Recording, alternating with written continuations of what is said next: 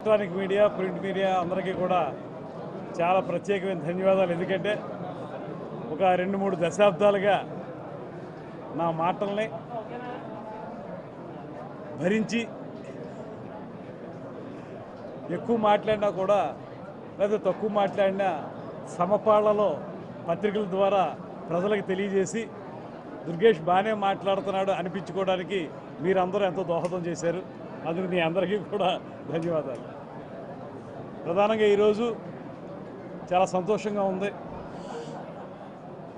ఆంధ్రప్రదేశ్ రాష్ట్ర రాజకీయాల్లో ఒక సరికొత్త మార్పుకి శ్రీకారం చుడుతున్నటువంటి సందర్భంలో ఆ క్రతువులో నేను కూడా భాగస్వామ్యం కావటం నాకు ఆనందం కలిగించేటువంటి అంశం.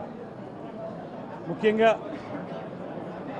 మా అధ్యక్షులు పవన్ కళ్యాణ్ గారు నా మీద పెట్టినటువంటి ప్రత్యేకమైనటువంటి బాధ్యత, నా మీద చూపించినటువంటి అభిమానం, అదేవిధంగా దానికి మద్దతు పలికినటువంటి ఆంధ్రప్రదేశ్ రాష్ట్ర సరికొత్త ముఖ్యమంత్రి గారు శ్రీ నారా చంద్రబాబు నాయుడు గారు, వారిద్దరికీ కూడా ప్రత్యేకమైనటువంటి ధన్యవాదాలు తెలియజేస్తా ఉన్నాను.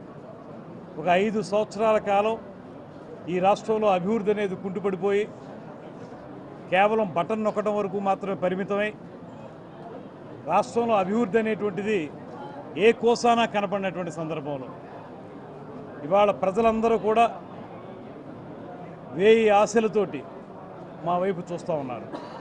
మొన్న జరిగిన ఎన్నికల్లో కూడా అంత అద్భుతమైనటువంటి మెజారిటీ రావటానికి మాకు 164 సీట్లు మాకు మ్యాండేట్ ఇవ్వడానికి ప్రధానమైన కారణం వైఎస్ఆర్ కాంగ్రెస్ పార్టీ విధి విధానాల మీద విసిగి వేసారిపోవడంతో పాటు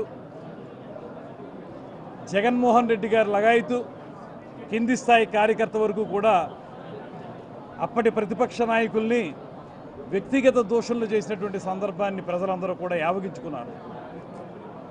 అది ప్రభుత్వ కార్యక్రమం అయినా, భారీ స్థాయిలో పెట్టినటువంటి సమావేశమైనా అక్కడ ప్రభుత్వం తాలూకు విధి విధానాలు చెప్పడం మానేసి చంద్రబాబు నాయుడు గారిని, పవన్ కళ్యాణ్ గారిని అయితే ఆయన వ్యక్తిగత జీవితం మీద పదే ఆరోపణలు చేసి, దిగజారిపోయినటువంటి ఆరోపణలు చేసి ఈ రాష్ట్రంలో వారు చూపించినటువంటి దౌర్భాగ్యపు విధానం ప్రజలందరిలోనూ కూడా చాలా అసహ్యాన్ని కలిగించింది.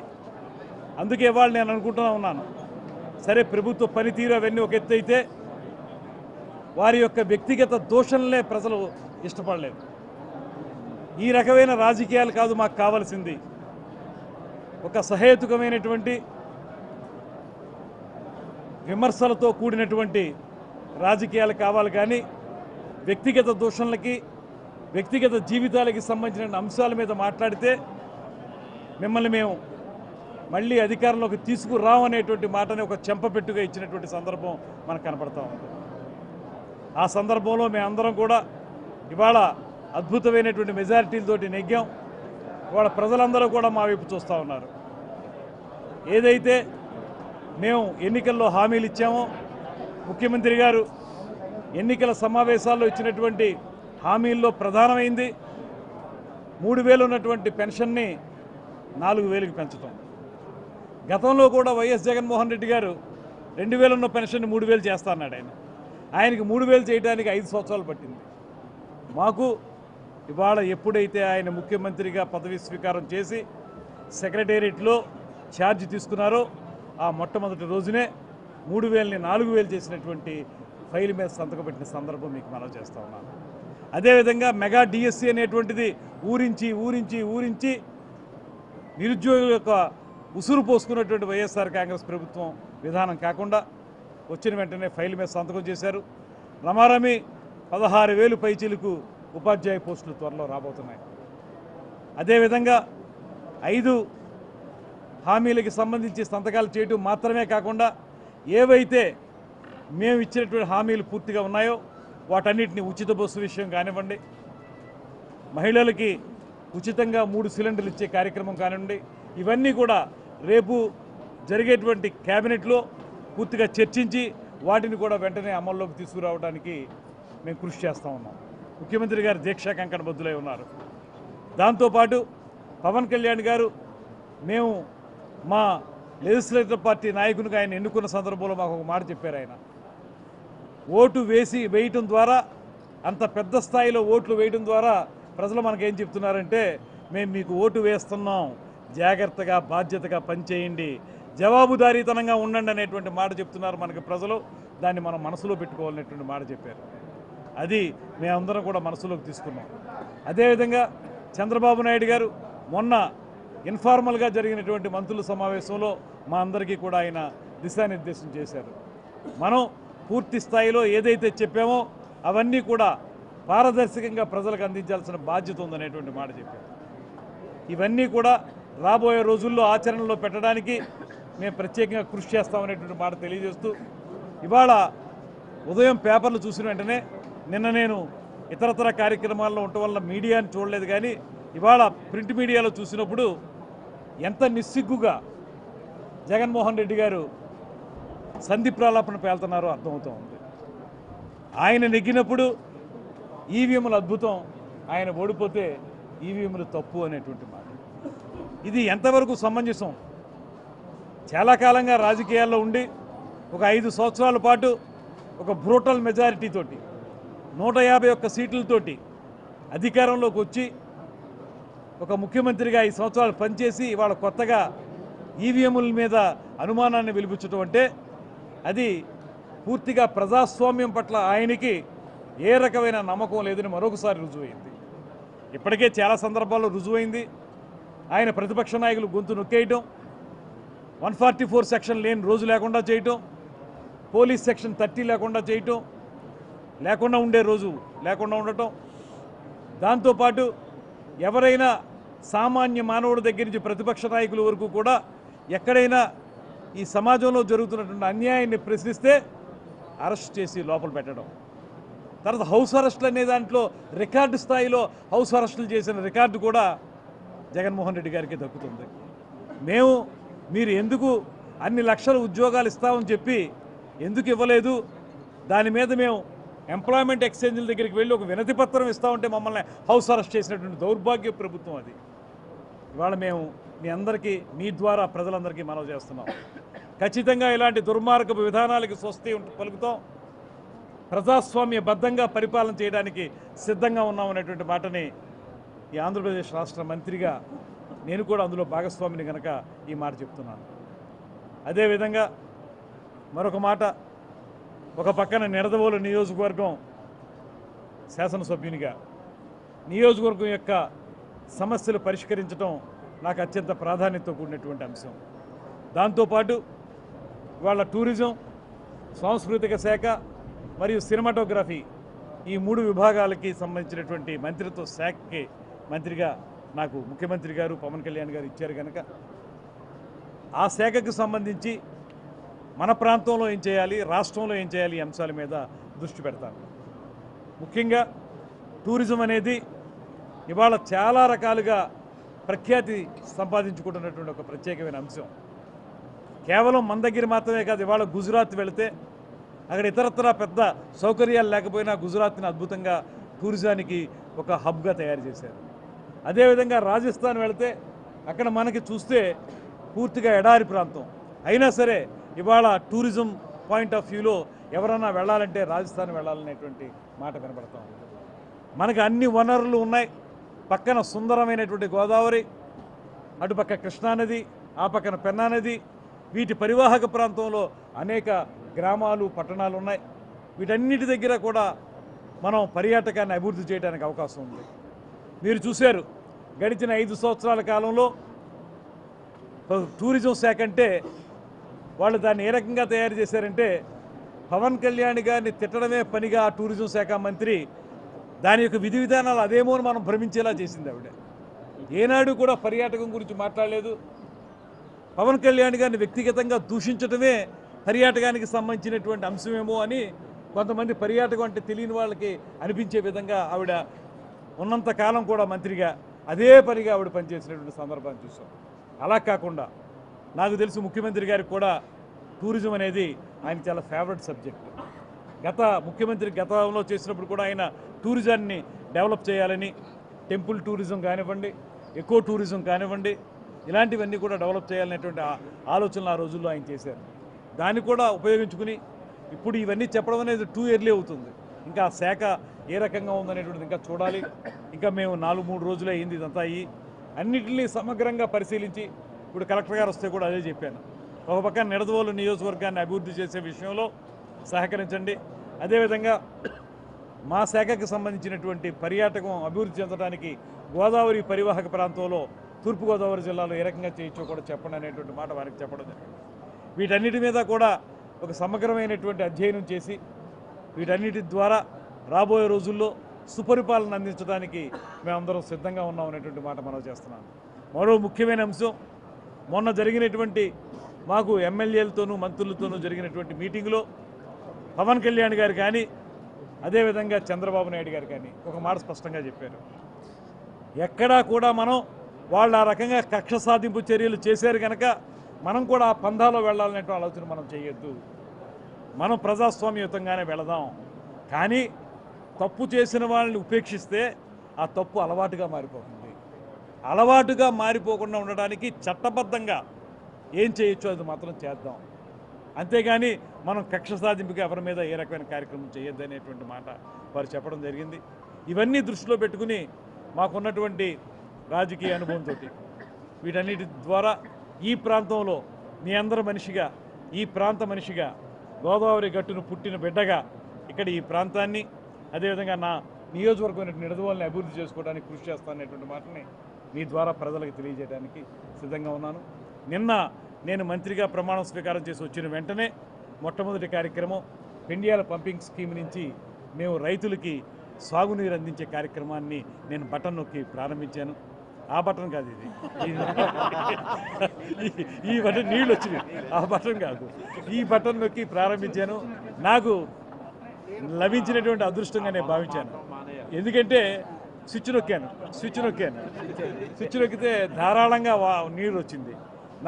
నేను అదే అన్నాను, మంత్రిగా ప్రమాణ స్వీకారం చేసి కొట్టిన మొట్టమొదటి రోజున ఆ మొట్టమొదటి కార్యక్రమం మనందరికీ పట్టేటి అన్నం పెట్టేటువంటి రైతన్నకి ఆ సాగునీరు అందించడం అనేది నాకు చాలా అదృష్టంగా నేను భావిస్తాను అనేటువంటి మాట చెప్పాను. అది శుభసూచకంగా నేను మాట్లాడుతూ ఉన్నాను. అదేవిధంగా ఇవాళ రాజమండ్రిలో ప్రవేశించిన వెంటనే ఒక అద్భుతమైనటువంటి స్వాగతం పలికినటువంటి రాజమండ్రి సిటీ, రాజమండ్రి గ్రామీణం సంబంధించినటువంటి నాయకులకి, కార్యకర్తలకి, తెలుగుదేశం వారు కానీ, బీజేపీ వారు కానీ, జనసేన కానీ వారందరికీ కూడా ప్రత్యేకమైన ధన్యవాదాలు తెలియజేస్తున్నాను. దాంట్లో మరో శుభసూచకం ఏంటంటే ఇంకా చిట్ట చివరికి వచ్చేటప్పటికి మేము వర్షాన్ని కూడా నగరానికి అందించాం. అదే పాట పెట్టుకుని బయలుదేరాం. ఆ గల్లు గల్లు అని పాట పెట్టినప్పుడే అన్నాను నేను, వర్షం వచ్చేలా ఉందా అని.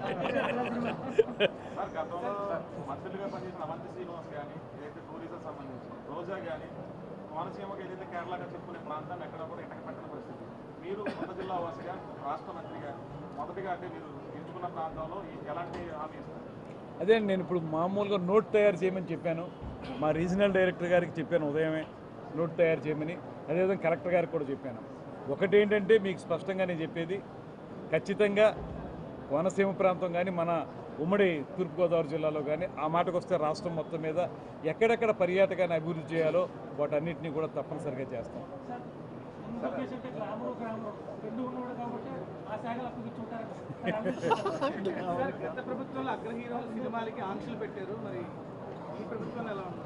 సాధారణంగా ఇవాళ కొత్త కాదండి చంద్రబాబు నాయుడు గారికి ముఖ్యమంత్రి అవ్వడం. గతంలో ముఖ్యమంత్రి చేశారు ఆయన. గతంలో సినిమా రంగాన్ని అభివృద్ధి చేయడానికి అనేక రకాలుగా కృషి చేశారు ఆయన. అందువల్ల ఆంక్షలు పెట్టేటువంటి విధానం ఆయన దగ్గర లేదు, మా ప్రభుత్వంలో ఉండదు. ఆయనకి సన్నిహిత సంబంధాలు ఉన్నాయి సినిమా రంగంతో. ఆ సన్నిహిత సంబంధాలతో గతంలో కూడా సినిమా రంగంలో ఏ రకమైనటువంటి లబ్ధి వాళ్ళకి చేకూర్చాలో అవన్నీ చేకూర్చిన వ్యక్తి అయినా వాళ్ళందరూ వచ్చి మన అప్పుడు ఉమ్మడి ఆంధ్రప్రదేశ్ ఉన్నప్పుడు ఇక్కడ స్టూడియోలు కట్టుకోవడానికి కానీ లేదా ఇతరతర సౌకర్యాలు ఏర్పరచుకోవడానికి కానీ అనేక రకాలుగా ఆయన సహకారం అందించారు. ఇప్పుడు విభజిత ఆంధ్రప్రదేశ్లో కూడా మనం ఇక్కడికి వస్తే పరివాహక ప్రాంతంలో వైజాగ్ ప్రాంతంలో అనేక అందమైనటువంటి లొకేషన్స్ ఉన్నాయి. వాటన్నిటిలో కూడా షూటింగ్లు చేసుకోవడానికి కానీ అగ్ర హీరోలు కానీ చిన్న హీరోలు కానీ అసలు సినిమా రంగం మొత్తంగా అభివృద్ధి చెందడానికి వీలుగా ముఖ్యమంత్రి గారి దగ్గర ఆలోచన ఉంది. దాంతోపాటు మా అధ్యక్షులు స్వయంగా ఆయన అగ్ర హీరో, చాలా పెద్ద హీరో ఆయన అధ్యక్షత ఉన్నటువంటి పార్టీ మా పార్టీ. మేము ఖచ్చితంగా సినిమా రంగానికి నాకు కూడా కిచిరాళ్ళు సినిమా తీసినటువంటి అనుభవం ఉంది. ఏదైనప్పటికీ కూడా మొత్తంగా సినిమా అనేది చాలా ఎక్కువ మందిని ప్రభావితం చేసేటువంటి ఒక మీడియం. ఎవరినండి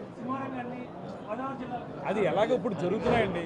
ఇవాళ ఏంటంటే ఆదుర్తి సుబ్బారావు గారు మోగ మనుషుల దగ్గర నుంచి ఇవాళ వరకు కూడా అనేక మంది, వంశీ గారు కానీ విశ్వనాథ్ గారు కానీ, ఇండస్ట్రీ ఎలా ఉంది?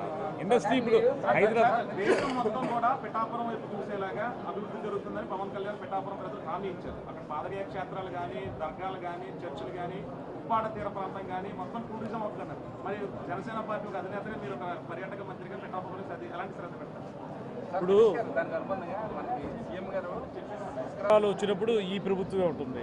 అందువల్ల దాన్ని ఏదైతే ఈ 5 సంవత్సరాల్లో వాళ్ళు పక్కన పెట్టేశారో, అప్పుడు మేమంటే అప్పుడు తెలుగుదేశం ప్రభుత్వం ఏదైతే ప్రారంభించిందో, అంటే అప్పుడు మంత్రివర్గంలో లేకపోయినా జనసేన కూడా సపోర్ట్ ఇచ్చింది. ఆ రోజున ఉన్నటువంటి ప్రభుత్వంలో మేము ఉన్నట్టే భావిస్తూ మేమందరం కలిసి చేసిన కార్యక్రమాలను కొనసాగించి తీరుతాం. పుష్కరాల సమయానికి ఈ ప్రాంతం అంతా కూడా అద్భుతంగా డెవలప్ అయ్యే విధంగా. మీరు అడిగినటువంటి సమస్య పిఠాపురం ఉంది. ఇప్పటికే పవన్ కళ్యాణ్ గారు ఒక స్పష్టమైనటువంటి రోడ్ మ్యాప్ తయారు చేశారు పిఠాపురానికి సంబంధించి. ఆయన పిఠాపురం సమస్యల మీద కానీ, పిఠాపురాన్ని ఆధ్యాత్మిక కేంద్రంగా, పాదగయ క్షేత్రాన్ని ఆధ్యాత్మిక కేంద్రంగా, అదేవిధంగా టూరిజం హబ్గా డెవలప్ చేయడానికి కావలసిన కార్యాచరణ వారి దగ్గర ఉంది. నేను ఎప్పుడైతే ఛార్జ్ తీసుకుంటానో, పేషీకి వెళ్తానో, ఆ తర్వాత పవన్ కళ్యాణ్ గారితో మాట్లాడి నా శాఖ మేరకు వారి ఆలోచనలు ఏంటో తీసుకుని వాటన్నిటిని కూడా ఇమీడియట్గా ఇంప్లిమెంట్ చేయడానికి నేను దృష్టి పెడతాను. ప్రతీకార చర్యలు ఉండవంటున్నారు. ఒక పక్కనేమో ఆయన ఏమో రెడ్ బుక్ అది ఓపెన్ చేస్తున్నారని పట్టాభి కూడా చెప్తున్నాడు. రెడ్ బుక్ ఉంటుందండి ఖచ్చితంగా. రెడ్ బుక్ విషయంలో రెండో మాటకు తావులేదు, కానీ అది చట్టబద్ధంగా ఉంది. నేను చెప్పేది ఒకటే, ఎవరైతే ఇవాళ చంద్రబాబు నాయుడు గారు స్పష్టంగా చెప్పారు, అఖిల భారత సర్వీసుల్లో ఎంతో తెలివైన వాళ్ళని చెప్పి ఎంపిక చేయబడినటువంటి ఐఏఎస్లు, ఐపీఎస్లు వాళ్లే ఇంత దుర్మార్గంగా ఒక పార్టీ కొమ్ము కాసేసి ఆ పార్టీ వ్యక్తులుగా పనిచేసినటువంటి సందర్భం ఇన్నాళ్ళ రాజకీయ చరిత్రలో ఎప్పుడు మనం చూడలేదు. ఇటువంటి సందర్భాన్ని దృష్టిలో పెట్టుకుని అటువంటి వాళ్ళ మీద ఖచ్చితంగా వాళ్ళ యొక్క విధానాన్ని తగ్గించే విధంగా చట్టబద్ధంగా తప్పనిసరిగా వాళ్ళ మీద యాక్షన్ ఉంటుంది. అందులో ఏమాత్రం మొహమాటం లేదు. రెడ్ బుక్ ఉంటుంది. రెడ్ బుక్లో అంశాలు ఏది చేసినా కూడా చట్టబద్ధంగా చేస్తాం. అంతేగాని ఏపీ టూరిజంలో కూడా కుంభకోణం జరిగింది, అవినీతి జరిగిందని చెప్తున్నారు కొంతమంది. ఇప్పుడు మనం అంతా ఒకసారి ఏదైతే దాని మించి మనం తీసుకుంటాం, రివ్యూ తీసుకున్న తర్వాత దాన్ని ఏ రకంగా ప్రక్షాళన చేయాలి, ఎక్కడ ఏ రకమైనటువంటి అవినీతి లేకుండా ఏ రకంగా నడపాలనేది నా ధ్యేయంగా పెట్టుకుంటానండి. నేను జనరల్గా పారదర్శకంగా ఉంటాను. అదే విషయాన్ని ఈ శాఖలో కూడా ఉంచడానికి ప్రయత్నం చేస్తాను.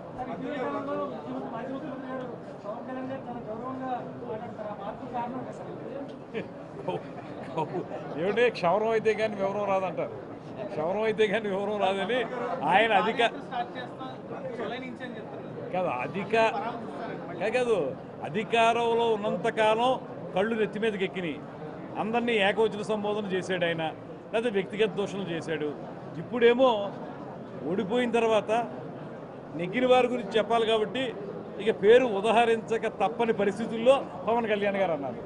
అక్కడ కూడా ఆయన వేరే మాట ఉపయోగించలేడు కదా, తప్పనిసరిగా పేరు చెప్పాలి. ఆ చెప్పిన పేరు ప్రకారం చంద్రబాబు నాయుడు గారు, పవన్ కళ్యాణ్ గారు, బీజేపీ వారు, వారికి మా అభినందనలు అన్నారు. అది నేనైతే ఒకటి చెప్తాను, అదేమి శాశ్వతం అనుకోకండి. మీరు గౌరవంగా మాట్లాడడం అనేది వారికి ఉన్నటువంటి లక్షణం కాదు. మామూలుగా మనకు తెలిసినట్లుగానే అది వంకర. ఇవాళ ఒకలా ఉంటుంది, రేపు మళ్ళీ వంకరగానే ఉంటుంది. మనం ఆగి పెట్టాం. ఇంకేముంటుందండి, మనకు మంత్రి ఇచ్చిన తర్వాత డిప్యూటీ 4 లీడర్ అయ్యా. చాలా భారంగా వెళ్ళారు, చాలా రకాల సమస్యలతో వెళ్ళారు, అక్కడ ఎగ్జిస్ట్ అయ్యారు, గెలిచారు, మంత్రి అవుతారు అనుకున్నారా? ఈ సంఘర్షణ ఎలా జరిగింది? అంటే ఇక్కడి నుంచి వెళ్ళినప్పుడు కొంత భారంగా వెళ్ళిన మాట వాస్తవం. కేవలం నా గురించే కాదు, అది నాతో కలిసి రమారమి 10-15 సంవత్సరాలుగా ప్రయాణం చేస్తున్న వ్యక్తులు. నేను ఎక్కడుంటే అక్కడ నాతో పాటు ఉన్నటువంటి వాళ్ళ ఆ నియోజకవర్గంలో వాళ్ళందరూ కూడా చాలా బాధపడ్డారు. బాధపడి మేము ఎటువంటి పరిస్థితుల్లో మాకు ఈ సీటు కావాలని అడిగారు.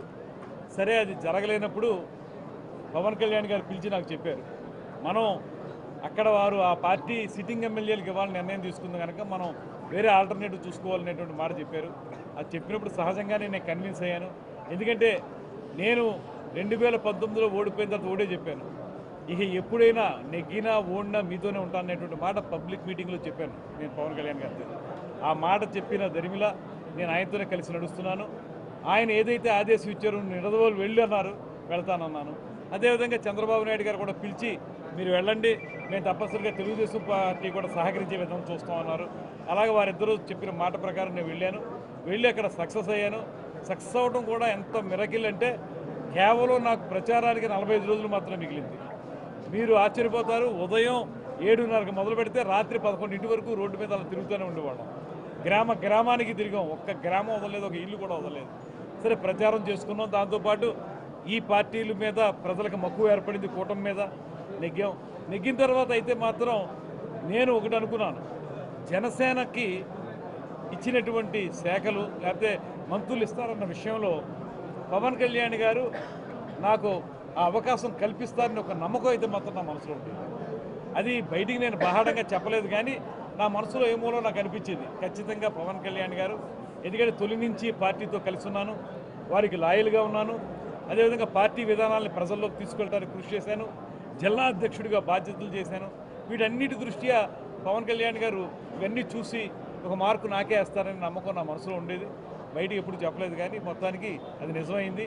అందుకు పవన్ కళ్యాణ్ గారికి ఇది నాకు పదవి వచ్చిందంటే కేవలం ఒకే ఒక్క మాట చెప్తాను, కేవలం పవన్ కళ్యాణ్ గారి మాత్రమే నేను మంత్రిని అయ్యానేటువంటి మాట మాత్రం చెప్తాను.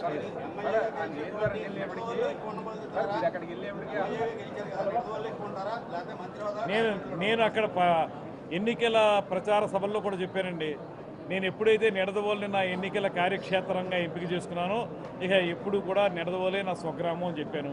అక్కడ నేను ప్రస్తుతానికి అద్దెంట్లో ఉంటున్నాను, త్వరలోనే సొంత ఇంటిని ఏర్పాటు చేసుకోవడానికి ప్రయత్నం చేస్తాను. ఏదేమైనప్పటికీ నిడదవోలులో ఉంటాను. కాకపోతే రాష్ట్ర మంత్రిని అయ్యాను కాబట్టి, అందులోనూ జిల్లాకి మంత్రిని, ఈ జిల్లాకి నేను మంత్రిని కనుక రాజమండ్రిలో కూడా ఉండాల్సిన అవసరం ఉంది. ఎందుకంటే జిల్లా హెడ్ క్వార్టర్స్ రాజమండ్రి కనుక, తూర్పుగోదావరి హెడ్ క్వార్టర్స్ రాజమండ్రి కనుక ఇక్కడ కూడా ఉండాల్సిన అవసరం ఉంది. కనుక అక్కడ ప్రధానమైన పాత్ర, ఇక్కడ ఆ పాత్ర కొనసాగింపు పాత్ర ఇక్కడ ఉంటుంది. మంత్రి ఎమ్మెల్యేగా అక్కడ మీరు నియోజకవర్గానికి వెళ్ళేప్పటికీ పరిచయం లేదు, వెళ్ళేప్పటికీ మీరు మంచివాడు ఎలా జరిగిపోయిందంటే ఏం చేస్తారు? అదే నాకు అర్థం కావట్లేదు, మనం మంచివాళ్ళు కాకుండా ఎలాగ తీసుకుంటున్నారా అని. థ్యాంక్ యూ అండి, thank you all of you, thank you all of you.